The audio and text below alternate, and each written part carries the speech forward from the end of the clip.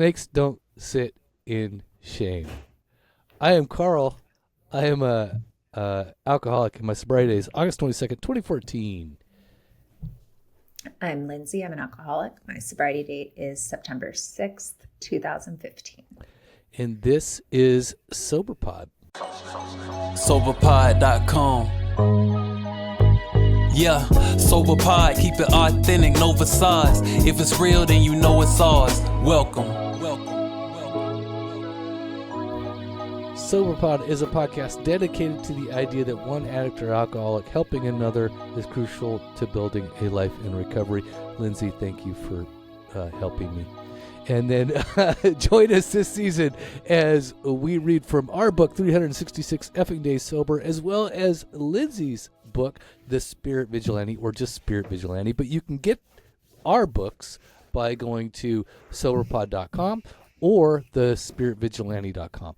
And by the way, I do want to state, I had to raise the price of the book because I tried to have it as minimal as possible, and then Amazon basically sent me a message and said that they're raising their prices, and if I didn't raise it, they could no longer offer my book. Oh, I didn't know it was like that. Yeah, no, it would go above, the cost would go above like their ability or so. I don't know. Like right. You'd be paying them. Yeah. Probably. Yeah. I'd have to pay them in order for somebody to get my book. So I just raised it enough to where I wouldn't have to deal with it again. And then, so there you go. And it's been, 2 years and no cost, no raise. So now my book is more, let me just say, appropriately priced for the population who has basic jobs. I think that's about it. That's fair. So Lindsey, how you doing? I'm doing great. Yeah? I'm doing great. Where were you? Did you go on adventures? I was on a cruise for my mom's wedding. So my mom, there's 4 of us, my mom's kids, and then my mom's now husband has 4 kids.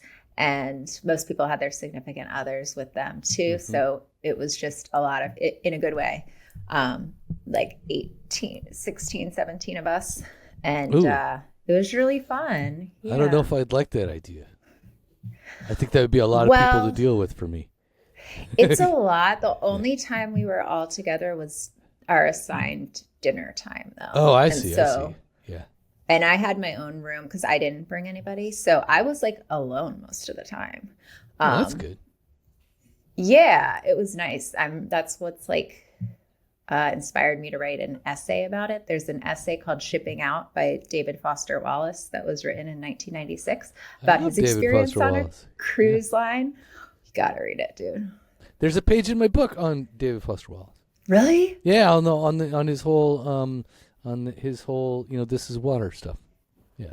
You got to watch a movie called The End of the Tour. I did watch it. About him. I did. Did you like it? Yeah, I did. I loved it. Yeah, he was a unique character. That's for sure. Yeah, definitely. Anyway, I digress. It was a great time. It was my first time being on a cruise sober because I haven't been on a cruise in like 20 years. And I went to the meetings, like you said, and pretty much ran them, of course. So explain to the people what that is. Okay, so when you're on a cruise ship, there's endless activities per day, and if you look at it in different options, there's a listing that says Friends of Bill W. Mm-hmm. And it was at 3 p.m. every day, and that is code for AA meeting. And no, I have to tell you this though. The first time they led me there, because it's like all AA supported. So there's no one on the ship orchestrating it, right? Yeah. So they said, oh, it's right here. I said, I'm going to a meeting. And they said, oh, it's right here. And in the same room, right across the way, is the wine tasting event. Yeah, I mean, That's where they led me. And I'm like, there are 15 decks on this ship. There are so many rooms. What is happening? I was dying. Like, I don't think this is it. That's great. So did So you have a anyway. meeting there? Did it work I out? did. There were only 4 of us, but we like kept running into each other the rest of the week Yeah, and just that's kind the of beauty of that stuff. You get to see each other. yeah, Yeah. I think giving that's- dabs and like how you doing. Yeah, because you're Yeah. like, you got people. You got that's the It idea. was Yeah. my favorite. Like I would count down the minutes till 3:00. I'm not Yeah, kidding. I really enjoyed when I went to a cruise. We did Alaska cruise, whatever, a few years ago, and that's as soon as I went to that meeting, and then again I met the comedian, who is like the comedian on the ship. Right. So that was so much fun. And then because then I'm going to a show and like there she is, and I'm like, oh, like no wonder She's she was famous. she was hilarious, Yeah. and she's doing all this stuff, right? And then the best part was just not telling my wife. I loved keeping it anonymous, right? Like I didn't say, "Oh, honey, that's the chick from the meeting." I just like kept it to myself and just like left it at that. Yeah, which I you really have enjoyed. to. Yeah. You have to. I just yeah. I think I was like, oh yeah, I'm really part of a secret society. It's such an undercover. I love it. I love it. Yeah, and I think just like you said, just imagine now, like you meet these people, you're on the ship, but then you're walking along, and suddenly you get a high five from somebody like that.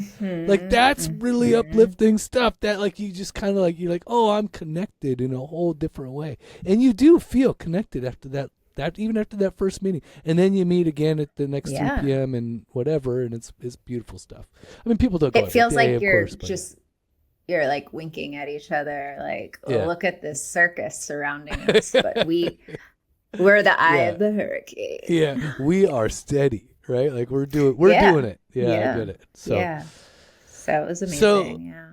Lindsay, can you tell me about this snake that we talked about at the beginning of the podcast? What about the snake in their Yes. skin? So there's a chapter in my book called Shed, and it is about peeling back the layers that are not us. And a lot of that could be layers of conditioning, society, media, all of the things, like all of these inherited beliefs that aren't ours. So I think that when we're healing or recovering or in sobriety, whatever journey you're on, it's more about letting go of things and unlearning than like adding new things to your life. So also I chose the analogy of the snake because animals just have so much wisdom, and they don't have the complicated emotions that humans do. And you pointed out a quote to me from my book that snakes don't sit in shame. So they don't shed their skin. I just love the idea of like it's kind of like the honey badger. He don't give a fuck, right?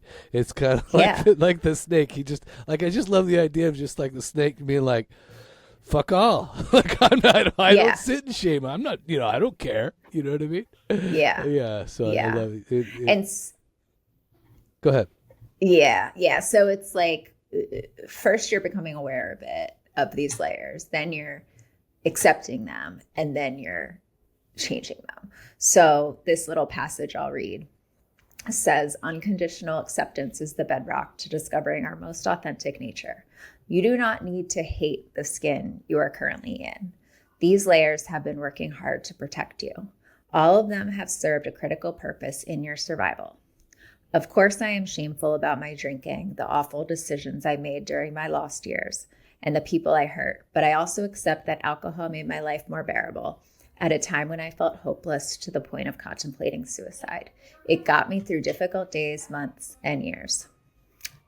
This highlights one of the fascinating ways humans and animals are different.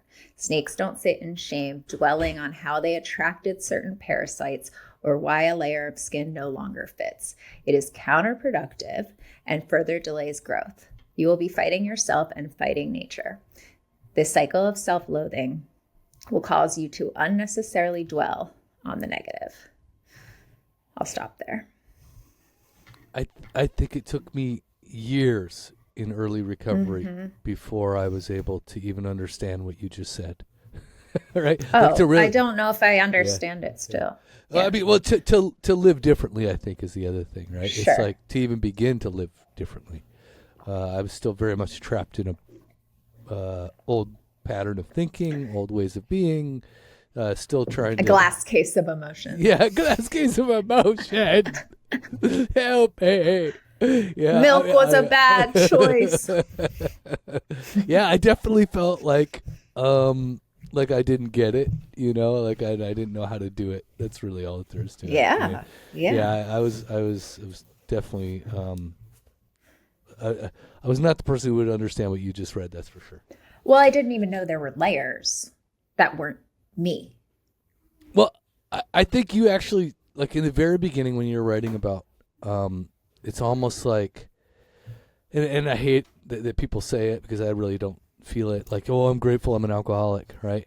But the idea is there in what you just read and what you wrote was because it's like, I am thankful for all the alcohol and drugs basically because they got me this far. They got me that doing that enabled me to still exist in a world that I felt was just too painful to a certain degree. So I think that makes a lot of sense to me, because I am thankful that I discovered all that stuff. And so, but like you said, it's like you don't have to hate that person that you became because you had to do what you had to do. You had to you had to experience that stuff before you could experience, before you could go on, right? You had to do that in order to survive, I guess, right? Is that what you're saying? Before that like new layer of skin forming underneath has a chance to grow. And so the analogy kind of continues on with my book of just letting things fall away naturally, because and this might sound weird, but I think we can give up certain things too quickly. And then if we do that and we're not fully, that next layer isn't fully formed. Like if a snake just like tried to rip off its layers and it wasn't fully formed, like it's really raw and vulnerable then, right? So it's kind of like this balance with nature and just trusting and surrendering. It's like letting go of the most lethal things first, obviously. And then you start to fine tune other behaviors, thoughts, etc., that aren't serving you. So, and the reason why I even highlighted, the snakes don't sit in shame is because of the rest of that statement, which is, dwelling on how they attracted certain parasites or why a layer of skin no longer fits. It's like, that's what you say. It's like, so sitting in that guilt, that shame, that remorse that we talk about in AA and all that other good stuff. It's like, and I did all the same stuff. Like how, I wanted to know, like, why was I like this? I wanted to know how I got this way. And then again, it's like, and then, to a certain degree, I think we do need to do some of that. I don't think that there's like a reason. I don't think that we don't have to do that. What I think though is when it comes to the morbid reflection that we, hear so much about, right? We can't sit around in this, like, once we understand it, it's one thing, but it's another thing to kind of like drape ourselves in it and use it as our fuel for more misery or something, right? So there is a point when it just no longer serves us, and that's what you're talking about here, which is like sitting around like, like, how did I get all these freaking parasites? No, the snake just says, you know what, it's time to move on. Yeah. And I just need to shed this skin and move on, once it's time, right? Yeah, and I love that word drape because I was like, as you're talking, I'm picturing a snake sitting there with all its old skins, right. next to it, just sitting in dismay and morbid reflection. And like we do drape, we wear some of that. We put it back on sometimes willingly. And I think it's important to know that they're there and exist and preserve the learnings from those skins that make this skin stronger. But we don't need to, as you so beautifully put it, drape ourselves in that disgusting And I did. sheath. That's the other thing. So I think that's hard too. I think that's probably like one of my, maybe that's probably part of the purpose or the task these days is to like, when I look back on my early recovery, I do see like a lot of the times where I like, I did a lot of the same stuff that I did when I was drinking, right? Which is like, I loved feeling like shit. For sure. I loved wallowing in my own misery and woe is me. And then the best part was is like I even got the badge of alcoholism in order to like make it even worse, right? Because I was just like, yeah, well, you married an alcoholic. I started doing all that bullshit. It's like it's just not necessary. It really isn't, because it's like as soon as I understood it, that's where I would have loved to have somebody to help me kind of move out of that space. And kind of what's next in terms of growth, like to carry that momentum of discovery into a more momentum of change. And it's so funny. I was just thinking, like, since you've come on the podcast, I think, and this is kind of this is its own metamorphosis. The podcast has its own like little task as well. And I was just like, we have moved more into a space of talking more about actionable change or more positivity than where I used to be when I was, with other people as well, right? So I think, just our interaction has kind of moved into a more like forward or change-oriented way of communicating, right? Like what we're trying to communicate together is definitely its own difference, right? It's about shedding the skin now. It's about moving into that next phase of recovery. And, even though I've always kind of like my book is around that stuff, like I really don't think that as a podcast, we've done a lot to promote, self-improvement, better well-being, more mature mental health and that kind of stuff. You really added a lot of that to what we're doing here. So I just want to state that. Thank you. And I think that's such an important distinction of like what we're heading toward rather than what we're leaving and just looking back at it, chasing us and trying to run and not being able to look forward because we're like looking over our shoulders, like thinking it's going to come get us. And that fear-basedness, for me, it can't be the primary motivator. Like I need to be looking forward to a vision that's pulling me and helping me along. So it's like harm reduction versus growth. I don't know. If you're always so focused on what you're trying to avoid, then that's the premise of your mind. That's what the universe hears. Alcohol. Yeah. And I think a lot of reason why I think a lot of people stay stuck or don't change or don't shed that skin is especially in 12-step recovery world is because that's kind of the mindset a lot of the times. And I think that's actually a lot of reason for the repulsion around 12-step recovery in some circles, right? You get involved with a meeting that is like really moves into this negative mindset, in this negative group think, and it's just kind of like, wow, like it just kind of, it can be really off-putting for a lot of people that I think that are prepared to shed that skin and move to a different place, right? So, yeah, go ahead.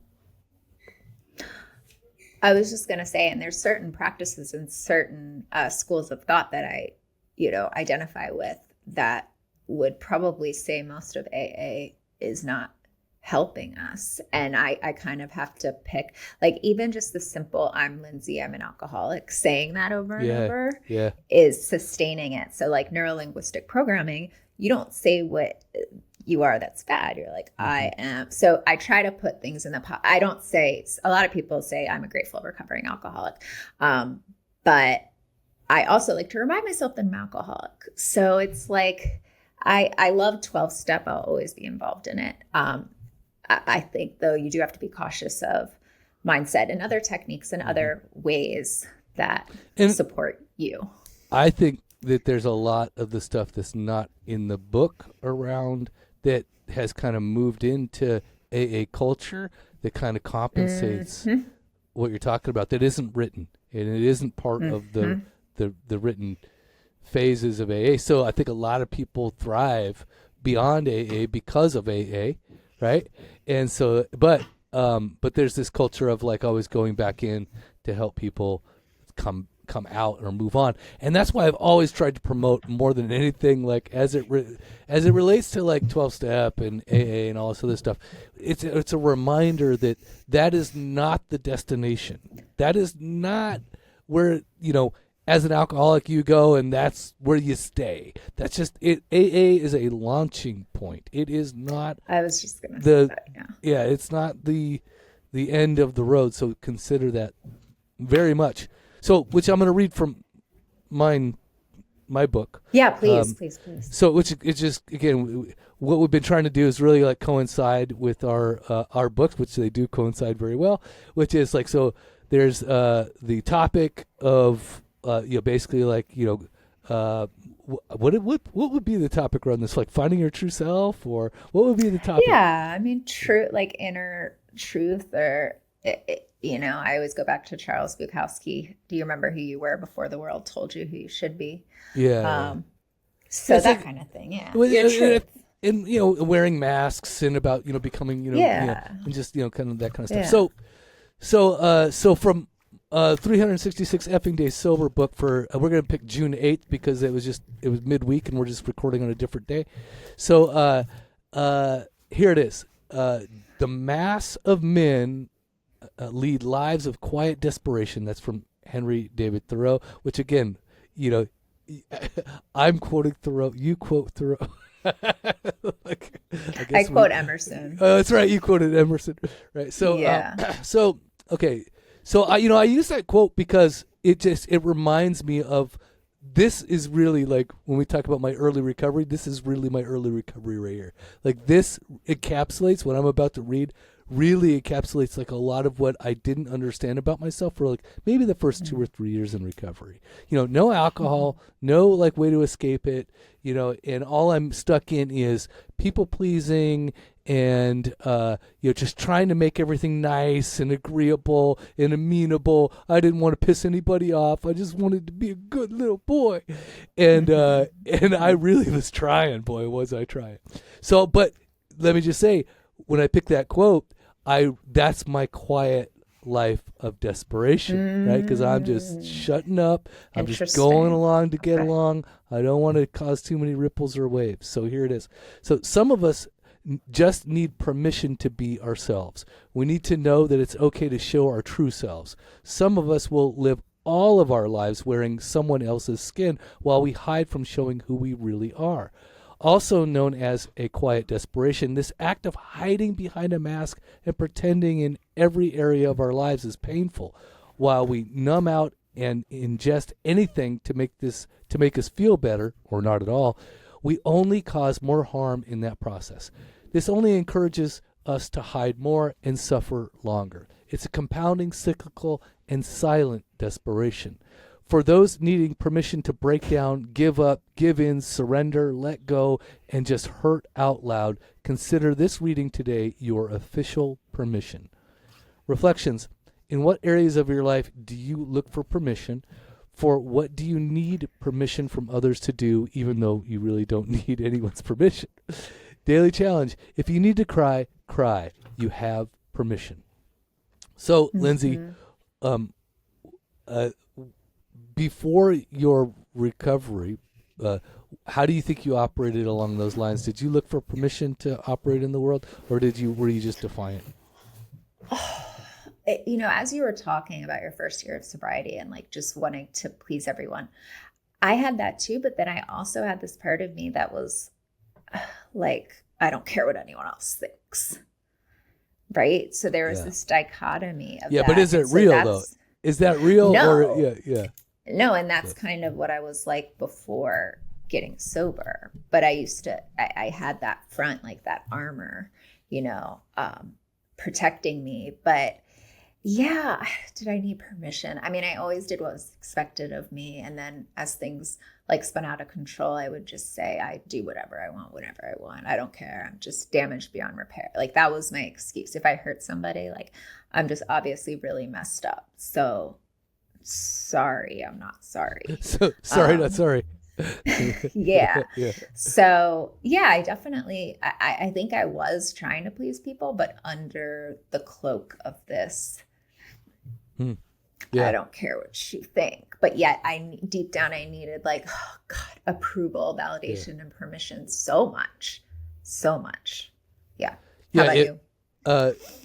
If you didn't give it to me, I demanded it of you, and then And then if you still didn't give it to me, then I mean, it's like we are more or less gracious as the case may be, according to like a big book language, right? Like that's exactly how. Like I was still manipulative. I wanted, that kind of stuff. But yeah, I was a rebel, quote unquote, before recovery, and and I would just say the most outlandish shit because so. And the reason why I love the shock factor of that is because it just kept you at a distance. So if I scared you enough, you couldn't even get close enough for me to even then have to people please you, right?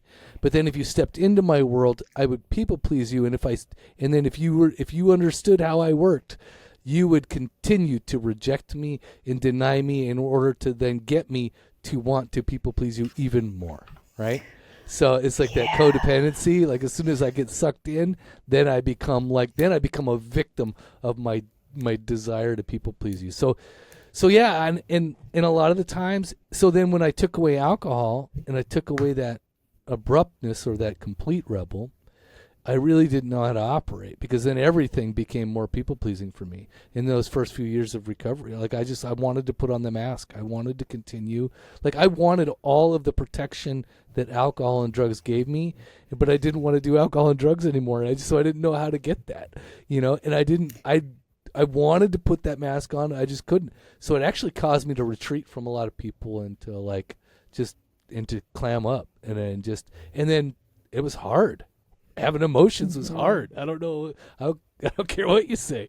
So yeah, it was a really confusing time for me. It really was.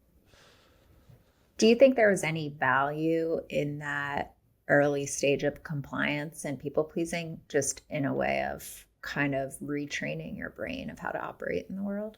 I it's funny, when I was reading your book, I thought about and then your philosophy about data points, right? Like I needed to try and do that because I needed to see, does that work, right? Interesting. So and I needed to try it for the long haul, and that's what AA was about for me a lot of times, because it was like they were giving me that service mindset in order to be of service to other people, to make sure that is this something that I need to do? Is this how this works? But then I was like, well, when do I disagree?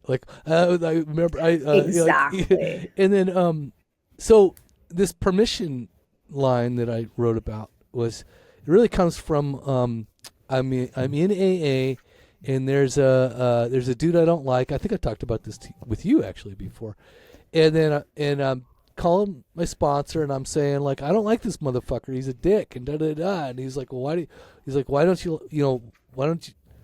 you need to why does it feel like you can't not like this guy or something? And I was just like, well, I go, because it's AA and I don't want to shit where I eat, and I don't want to piss in my own bed. You know what I mean? So and he's like, he goes, oh, I know what you need. And I go, what? He goes, you need permission to not like this guy.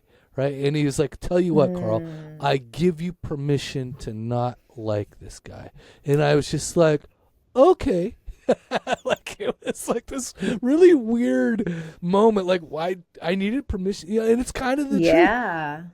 Because I had been trying so long to get along, go along, get along, and be agreeable and all these other things that I really needed permission to just fuck him, And he was a jerk, and he wasn't nice, and he was an asshole, and all these other things that so because I remember saying to my sponsor, I was like, I'm trying to be nice, and everybody else just gets to run around and be an asshole with impunity. I go, when do I get to be an asshole with impunity? So that's how I feel still sometimes. Right? I shared about it in a meeting, and I know this is the distortion of my mind, but I'm like, God, it's sometimes exhausting to be the one in every relationship and every communication that's taking the high road. It takes, for me, I'm very, very measured, and I think about timing, and I think about phrasing, I think about words, and sometimes at the expense of sharing my emotions in an authentic way. I very rarely throw temper tantrums. I'm more of a shut down or think about it process. But yeah, sometimes I'm like, I just want to throw a tantrum. I just want to like be 5 years old. Yeah. Like, when do I get to just be the dick Fuck and you. have? Yeah. Yeah. So it's obviously that's like a short-lived desire, and I'm glad I am the way that I am, which is all like a grace thing, because I'm not saying anything about my character or anything. That's just how things have happened. But Yeah, I've learned, I still get to think it. I just don't get to say it. There's that part of it. Because just because I have an opinion doesn't mean somebody needs to fucking hear it, you know? That's true. I can still have the opinion. I can still hold it. And I can still act in a way that is accordance with my opinion. I just don't need to. So, you know, I don't need to go shake the man's hand. I don't need to go be nice. I don't need to smile. And I don't, you know what I mean? Like, there's just all those other things that go along with that. I think one of the things I'd like to talk to you about, which I think is probably, we talk about like your book again, your tagline, "Trust Your Truth." So for me, one of the things that I needed, or that I started to understand, is that because I needed to come out of this mask living, this manipulative behavior attitude about like trying to be agreeable and have everybody copacetic and everything's all nice and fine, because it doesn't work, by the way. Just FYI, if you're trying to do that in recovery, it doesn't work. Exactly. But one of the things that I found out that I had to do is I had to just finally, like, I had to let go of that thought, and then I had to express myself and be vulnerable, and I had to like let go of, I had to really just start to say what I felt and let that kind of fall out there.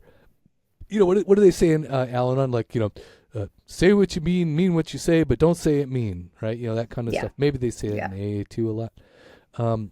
But that's the idea, right? I mean, I was like, okay, so I need to say this stuff. I need to be have more tact and be a little bit more thoughtful, of course. But at the same rate, it's like, I needed outlets I found the outlet I needed to express myself, because I had never, I did it when I was younger, but I stopped doing it basically like around, 14, 15 years old. And then, at 42, when I got sober, I needed to do it, but it took me a few years before I could actually start to do it. So I started writing, I started posting blog, talking in meetings. That was part of that expression. Sharing with the other individuals who are like-minded, that kind of stuff. Like, that's how I had to start growing into myself, because I had to feel okay with it, and I needed permission, right? And the best part about being in recovery circles is if you're not directly hurting somebody, you really do realize pretty quickly that everybody in your circle, if they're the right circles, I guess, they're giving you permission. Right? Because unless you're absolutely doing something completely wrong, most people will be like, yeah, Carl, go do that. If I wanted to, like, paint my body and take pictures of it and put it on social media every weekend, most people would be like, yeah, Carl, that's unique. Like, but they wouldn't say don't do it. You know what I mean? They would say, like, do what you gotta do, Carl. Yeah. Right? You know what I mean? And I found, as long as you're not, like, again, hurting people directly, and it's not like this really bad behavior, you do get a lot of support in our community, right? So, what avenues did you use, like, in your recovery? Like, what helped you get out and start to really explore? Like, who were you getting permission from, and what were you doing when it came to expressing yourself, starting to live more authentically and living your truth? Yeah, I think sponsors really, my sponsors along the way really helped me. And you've had multiple sponsors? Yeah, I've had a couple. 2. Yeah. Maybe 3 or 4. Yeah. Or 4. Yeah. Is that a lot? I think we need to talk about this. No. Really? No, well, I've moved and. No. Really? That doesn't sound like a lot to me. Oh, okay. I've had 3, so yeah, I can't speak for it. Yeah, I'm just saying. Carl. Oh my God. Made you think about it though. Yeah, I'm gonna be thinking about it the rest of the day. I'm just kidding. Yeah, I think it was mostly about sharing my voice. I did feel kind of this, is docility a word? Mm-hmm. Docileness, docility. I don't know if docility is a word, but I get it. You know what I mean? Yeah. Like kind of just that herd mentality. I think I did need that for a little bit. I think it was better than the alternative before. But going I along learned and how to- getting along, like not rocking the boat kind of thing, going with Yeah. what everybody's doing.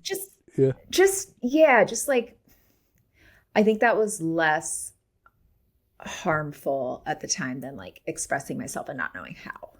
Mm-hmm. So sponsors definitely helped me in like how to phrase things and how to use my voice and when to use my voice. And yeah, it's gotten a lot easier. For sure. I thought I needed everyone's permission for everything. I thought I needed people's permission to leave a party when I want to, you know? And now I just Irish exit and I don't even tell anyone I'm leaving and I'm fine with it. Everyone knows that I'm going to do that anyway. So what were some of the things that you were doing? Like what that were extending beyond like your normal, like what were the things that were helping you to move into your more natural self? I think just talking about it and responding more appropriately and figuring out my feelings, accepting I did a lot of research on highly sensitive people when I got sober and realized I am that. Mm-hmm. And, you know, I love how the daily challenge is if you need to cry, you have permission. I cry a lot. Like it's like one of my favorite hobbies. I mean, sometimes I'll just think of something. My hobby is crying. I love, yeah. I mean, and that probably goes back to that, what you were talking about, like sitting in that just misery, you know? Yeah. And I don't try to do that anymore, but sometimes there's emotions that need to come up. And I have cried so much since getting sober. It is not funny. And I don't remember like before that, like if I was, like I did not cry either. Right? Like I don't think so either. Would suck it up, Buttercup. And now it's like, I mean, so that was a big part of my growth too. Is I call my sponsor and tell him like, I don't know why I'm crying. It's been, 3 months. Every night I drive home from work, I am crying. And he's like, and he's basically like, you're just in self-pity. And I'm like, no, I don't think it's that. You know what I mean? I was like, it was different. It was a different kind of a thing. But now I actually cry appropriately, which is cool. Yeah. Like, if something bad happens, I cry. Dude, like I talked to my therapist, by the way. You know when you're honest and you're kind of run out of shit with your therapist when you're really talking about I bought a bidet. Like my therapist should not know that I have bought a bidet. But should I know that? Yeah, now everybody knows. Gosh dang it. Anyway, but no, I cried more talking with my therapist because it's like, because I find out like because that's the job of the therapist, right? To find those safe spots, And dude, like yesterday we were just talking about. She was like, she wanted me to trace back like, and it was kind of relating to this topic. She wanted me to trace back like. When was my earliest memories of being told that I could not talk or that I couldn't do something, right? And when was I really like told that it wasn't okay to be me, right? And I was just like, and of course I found the moment and I was just like, oh damn, and I was just trying to explain like, how I felt now and how I deal with it, and it was just like I just started to tear up because I was just feeling grief for. Like all that parts of my life of like having to do that. And then, and it was just like, but that's just, now that's like a, so I guess I probably cry at least once a week, if I'm really thinking about it. I probably have cried at least once a week, On average. Yeah. On average, yeah. I would say that. Yeah, I would say that about myself too. And I just taught yoga and I passed out oracle cards after, and man was reading his and he started crying and he's like, I'm so sorry. And whenever someone says sorry, this is one of my like non-negotiables. And I say, do not say you are sorry for crying. Mm-hmm. crying is a human emotion. It's not like we have blood coming out of our eyes or something that's not supposed to happen, but that's how people react. Stop. Oh my. Do you apologize for laughing? I don't. I mean, it depends. It's a human emotion. Yeah, but it depends. Well, you probably should. I could get pretty sick with my responses. So I think you understand what I mean. I do. Yeah. So I think there's a point where it's like, there's one thing to feel sorry, but there's another thing to feel sorrow. And I think when somebody does that, that's how I feel anyway. It's like I don't necessarily feel sorry. I'm feeling sorrow. And so I'm feeling sorrow in that way of, so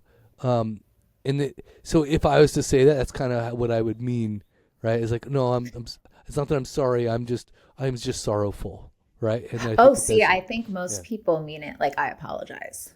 Oh, that's probably like sometimes, yeah. That's nine out of 10 times when someone cries and they say sorry, I believe they're like I'm sorry I'm experiencing this moment in front of you. Yeah, no, but I can say I know it's making you uncomfortable. Totally, and I know that part. That's all the people pleasing. But then there's also the other part of like it. Yeah. So I think one of the things I wouldn't deny somebody saying sorry as much as I would say like, it's okay to be sorry as long as you know that you're feeling sorrowful for your, it's like, towards yourself, right? It's like you're not feeling sorry, Yeah. Just don't apologize to me. Yeah, exactly.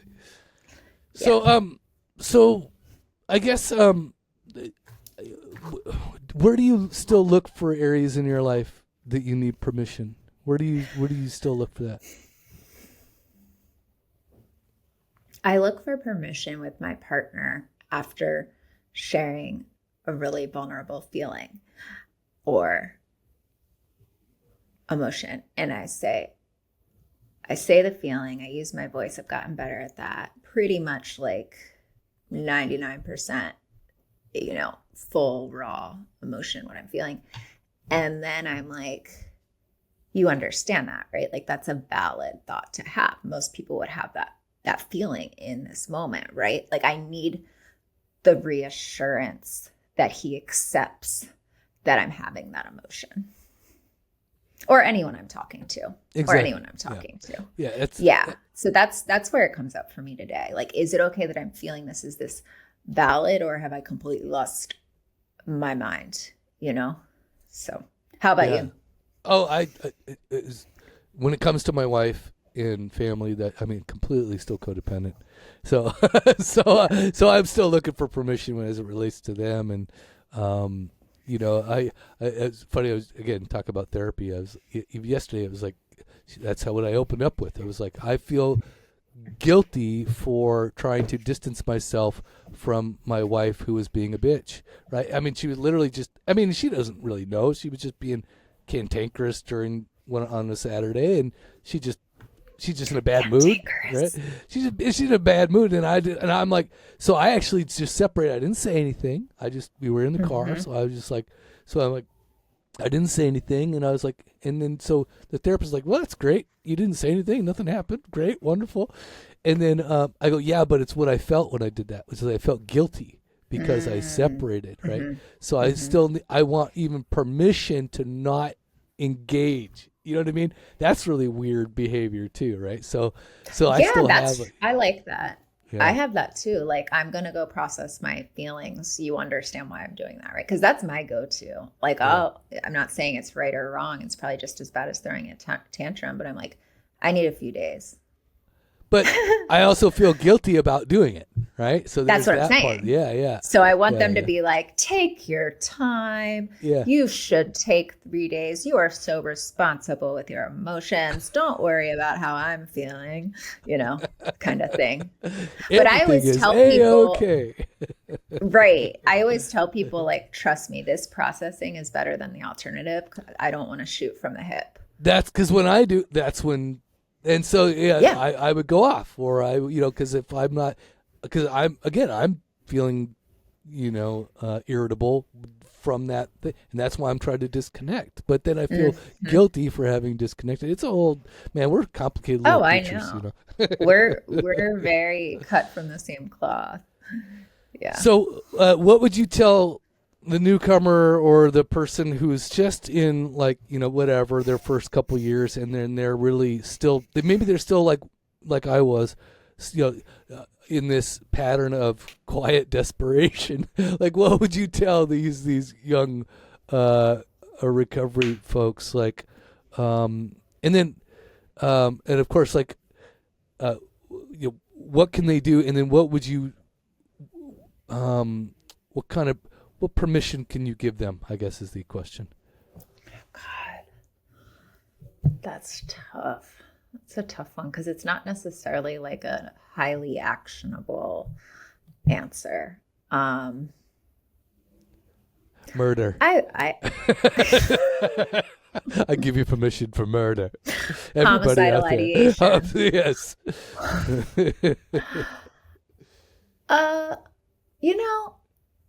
Like the snake stuff, I think that your truth will reveal itself if you're trusting, and if you're, I wouldn't really necessarily, depending on your level of pain, you'll learn how to use your voice, and it's a practice, and there's trial and error, and getting guidance and figuring out what works, what makes you feel authentic and you. Yeah, just let it come naturally and let it reveal itself as you go. That's what I would say. And I say murder. More murder. Yeah,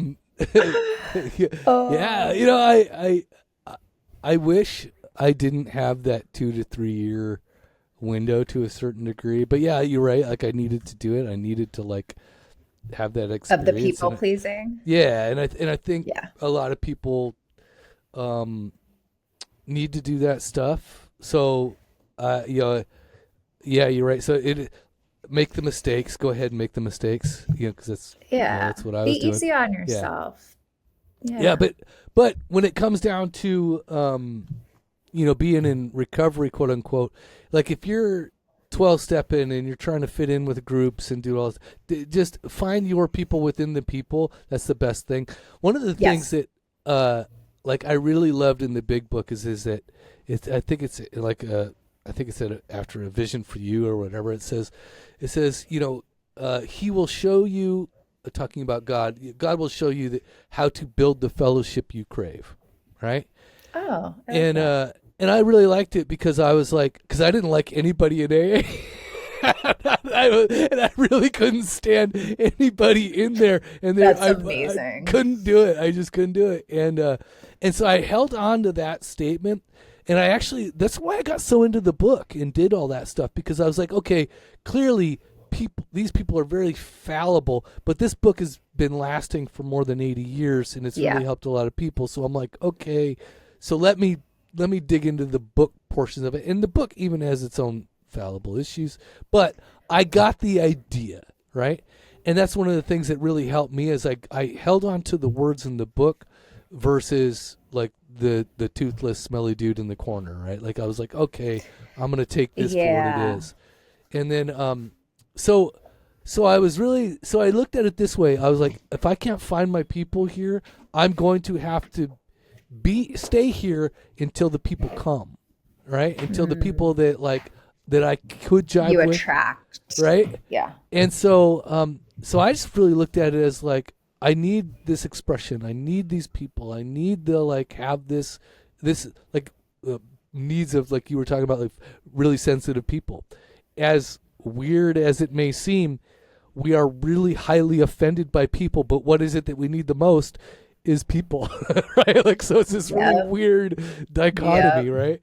So there's so many paradoxes with alcoholism and addiction. Yeah. So I needed these people. So I was like, all right. But one of the things I really looked at when I was coming out of it is like, well, I don't want these people to be attracted to the wrong person either, right? Because say they, I then have these people, I've attracted these people, but they came and then they saw this people pleasing dude, and they're like, oh, they're attracted to that, and I'm like, well, that's not who I want to be, right? So I really had to start to figure out who I was. The 12 steps gave me that process. They gave me a better understanding, and really started to dial in.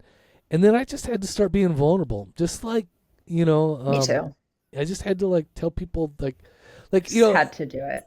and then Brene Brown, right? And like a lot of people know Brene Of Brown. course, She's yeah, become yeah, yeah. really popular Yeah. over like my years of recovery. She did Yeah. her first TED Talk, I think, when I was getting sober, and then Nice. and so I was like, oh, like I mean, I understood what she was saying on a lot of levels, and I got it. Same. And I got the message, and I like read the books, and I did all that stuff. So if you haven't read any of that stuff, people out there, go look up Brene Brown. There's she's got like, I don't know, 3 or 4 books that are like really just start to get into it. I think my first few books were Audible because I couldn't focus on reading at the time. but I learned how to listen in that regard. I think I listened to it a couple times, our first book. And and so I really started to understand what it meant to be vulnerable and communicate and be more reflective and do those things. And that totally sent me on a different path and gave me a lot more room to stand and to stand on my own until other people, until I could quote unquote attract other people to stand with me, and that took its time too. This podcast was a big part of doing that, right? To like being vulnerable, coming out here. It took me a long time before I could sit here at a microphone and think without another filter ahead of it, or talk without another voice trying to interrupt that. Censor. Everything. Trying to self-censor so many things. Today, I do not self-censor, and sometimes I actually have to edit later. But I do not self-censor because it really interrupts that opportunity to be vulnerable, not only with you, but with everybody listening. And I try not to even think about other people listening anymore because I'm like, that just seems like whatever, right? I just, after this is done, I just click submit and I could almost care less. Love it. Yeah. So. Yeah. And you've been really good with your lack of cursing, by the way. Oh, thank you. Like, it's phenomenal. I mean, I don't. Lindsay, can I just say it's so one thing? conscious. Can I say one thing though? Yeah. Fuck you.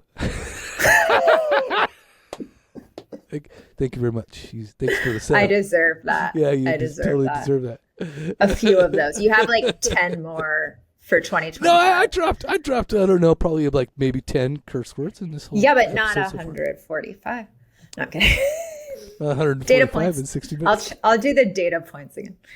No, what I was going to say though is, and as you started to develop yourself and become who you really are, then you're going to attract people because you're standing firm. You're something people can trust and even know what they're being attracted to. When I'm wobbly and I don't even know who I am, I'm not attracting people on that level. But the more you are, then you're going to attract people of likeness. Like attracts like. So I hadn't thought of that until you said that. But of course, the more of an identity we build, we're gonna be attracting more people. Yeah. But it is lonely to build that, by the way. That's why I want to make sure that I communicate that to people, is because it's like, I sometimes I just felt like what it came down to is like, I'm just going to call my sponsor once a week and just try to live, and just try to like work my job and exist, and then it's like, then later it's like, I don't, you start getting a text here and there, or people invite you to do whatever, or you know what I mean? Yeah. It's like you suddenly realize like, oh, I actually have more of a life, like, oh, like a life that I want to actually participate in, versus like, because when you're early in recovery, dude, it's like sometimes you just feel like, oh, so how you doing? It's like you talk to newcomers and they're like, oh, I just go to meetings. That's about it. And rinse and repeat. Yeah. And then it takes a while to build it, I'm still sometimes so surprised when somebody wants to hang out with me again. I'm like, again. Yeah, you did experience me once before. Is that correct? You were there. You saw what I saw, right?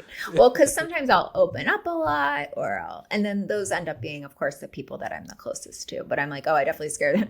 Definitely never going to hear from her again. Yeah, and then they want to hang out, and I'm like, did you text the wrong number? Well, and that's where I just like I think it's part of the charm to a certain degree. Like I was talking to people out after improv the other night, and then somebody asked me a question about I forget what we got into, but it was like going out drinking or something, and I was like, and I just said it casually because that's what we do. I just said something along the lines of well, I said when I was drinking, I got the nickname Naked, and they were like, huh? And then of course I just start talking after that, and then after I left, I realized like, oh, that was like a lot of mixed company. That was an alcoholic company. There was a couple there, but then so I was like, but I just talked normal, and I was just like, you know what? If they judge me, go home thinking like, boy, Carl was such a whatever, you slut or whatever. I'm like, fine, like you judge away. Like I could care less anymore. Oh so, yeah. Now I don't. No, I really don't care. And it's funny that the people like you more when you care less. I'm really hot, so we don't have to tell like the listeners what I'm doing, but I'm fanning my book. Well, now you just told the listeners. I need to figure out a silent fan situation in here, because unless the air is running, which is too much background noise, I'm like dying. Well, and that's, sorry, which is good timing, by the way. So, because we're at an hour anyway. That's how we know. Yeah, that's how we know when Lindsey gets too hot to talk. All right, so literally. So I guess, do you have any parting words for our wonderful peeps? Just, trust your truth. This episode of most of all. Mm-hmm. Yeah, that's really what it's around. And then I say, stay active, stay sober. And you say, you already said See ya. See ya. SoberPod.com. Yeah.